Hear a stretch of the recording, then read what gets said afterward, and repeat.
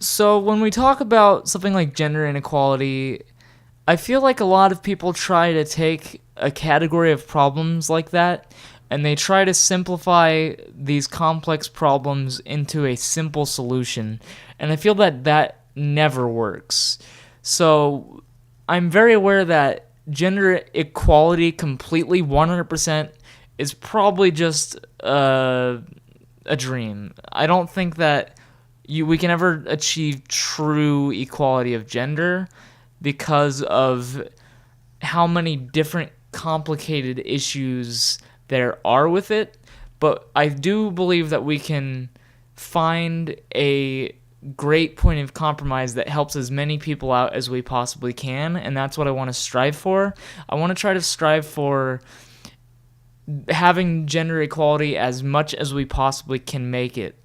Not 100%, which I don't think would be likely to happen, but at least 99% or 98%, as close as we can get to having gender equality for everyone.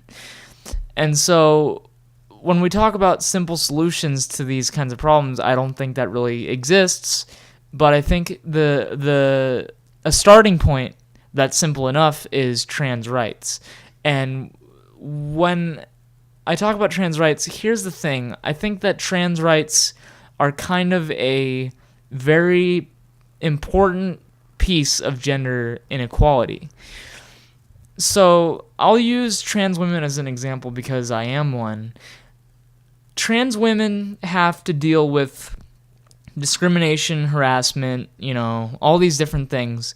They have to deal with being mistreated because they're perceived as men, we're perceived as men. And then they also have to deal with the mistreatment based off the fact that they're women and being seen as women. And then also, additionally, being seen as transgender brings its own list of mistreatments that we have to go through. And so when we try to make lives better for trans women, that when we make a sweeping thing that helps out trans women, that will by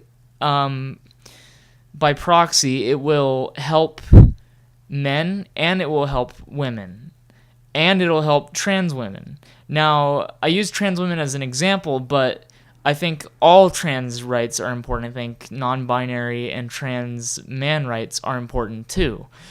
So when we focus on helping trans people, whether it's women, men, non-binary, all the different types of ways that somebody can be trans, if we can help as many trans people out as we can, I think that the issues that we face are all of the issues that both men and women have to face, and then more.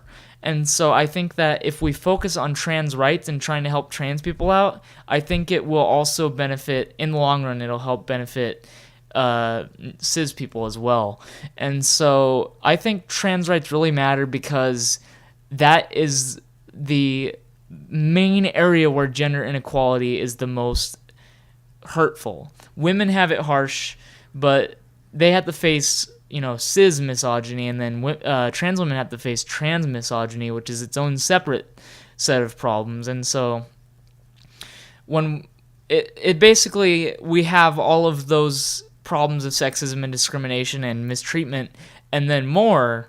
And so if we focus on helping trans people, I think we will also be helping out cis people in the process. That's just my thoughts on the matter, but that's why I think trans rights matters, and that's why I think that even if you aren't trans, even if you don't know anybody who's trans, you should still bother to look into helping trans people out, and especially look into helping us out on our own terms, because if you're listening to us with an agenda against us, then you're not really listening to us. So you have to help come to an understanding of who we are, and then help us through means that we actually need and that we actually want.